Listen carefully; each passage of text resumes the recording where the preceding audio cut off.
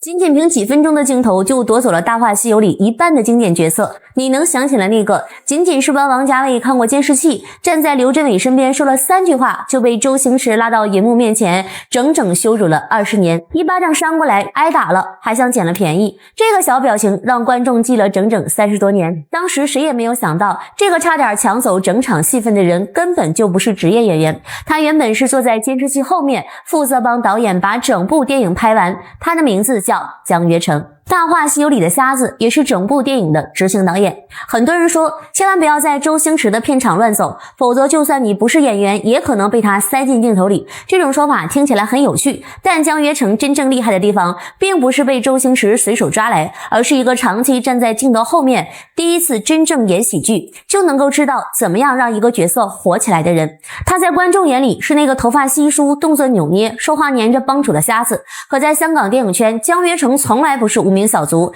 他的身份包括导演、制片人、策划和副导演。旺角卡门、阿飞正传、东邪西毒、重庆森林、堕落天使、春光乍现都能在相关制作资料当中找到他的名字。王家卫拍的是情绪，刘镇伟拍的是荒诞，一个慢慢磨，一个随时改，姜约成却能够在2种完全不同的片场里工作。这说明什么？说明他不只是懂得执行命令，他更懂得演员什么时候该动，镜头什么时候该停，一个表演到了哪里刚刚好。到了《大话西游》里，姜约成既参演了幕后，也被推到了镜头面前。他要演的瞎子稍微演轻一点，人物就没有了记忆点；稍微演重一点，又会变成单纯的变丑。可姜约成找到了一种很奇怪的分寸，身体柔软，眼神很黏，每一次接近至尊宝都像有半句话不方便说出口。可真正危险的时候，他又是那个帮派里最忠心的一个。这个角色不是简单的娘娘腔，他胆小怕死，爱占便宜，却真的把至尊宝当成了帮主。所以观众一边嫌他烦，一边又不会讨厌他。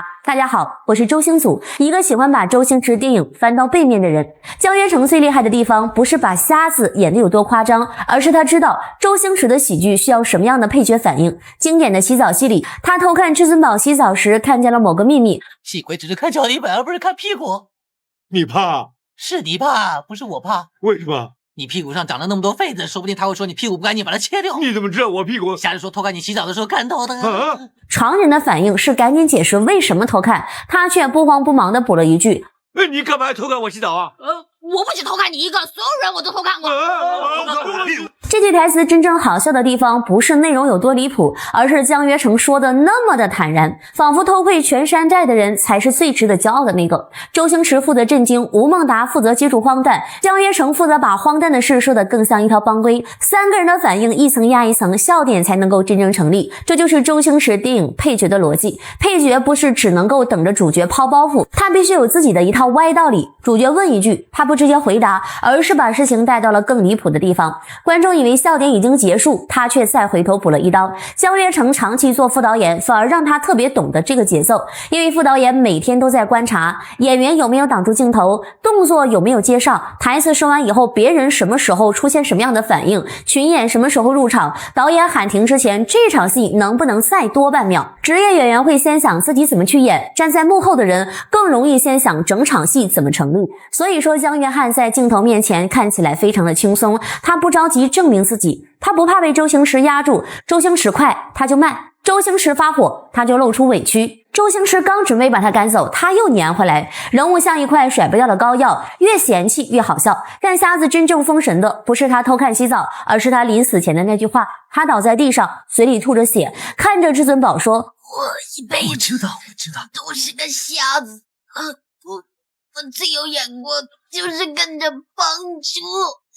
这句话到现在为什么还有人记得？因为他先是笑话，然后他突然有了一点真心。一个瞎子说自己有眼光，文字本身就是反差，可当他真的倒在至尊宝面前，观众又会发现他确实没有跟错人。瞎子平时所有的粘人、扭捏和不正经，在这一刻突然找到了落点。他不是单纯的抢戏，他是在用最滑稽的方式完成一个小人物的忠诚。结果下一秒人物又翻过来了，至尊宝发现他根本没有死，刚才的那点感动瞬间被打破。周星驰一句我靠 I follow you，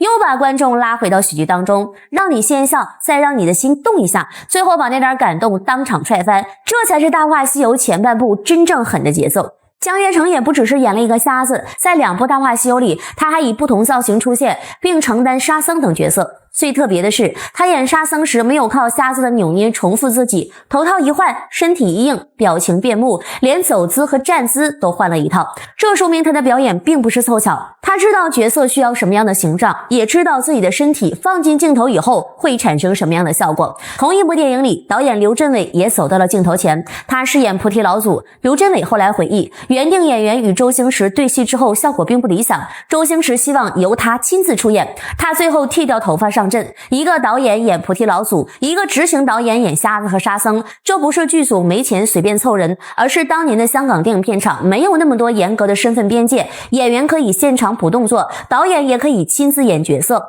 副导演发现镜头里缺一个人，可以直接换上衣服上场，先把戏救活，再谈论你本身的责任是什么。这也是今天很多电影难以复制《大话西游》配角味道的原因。现在的配角往往先完成人设，再有精准的台词，最后按照分镜头完成任务。可瞎子不是被几句台词介绍活的，他是在一次一次接话、挨打、偷看、装死和粘着帮主的过程当中慢慢长出来的。观众甚至不知道他的真实姓名，却知道他下一秒又要贴过来。好的配角就是这样，他不需要抢走主角的故事，只要往角落里面一站，观众就会等着看他做什么。姜育华后来没有顺势成为职业演员，他的主要工作仍然是留在幕后，继续参与导演、制作和策划。2010年，刘镇伟拍《月光宝盒》，姜约成再次出现在镜头里。那部电影请回了不少熟悉的面孔，朱茵、蔡少芬、姜约成都来了。观众可以争议电影是不是在消费《大话西游》，却很难否认，姜约成一出现，那个熟悉的味道真的回来的那么一点。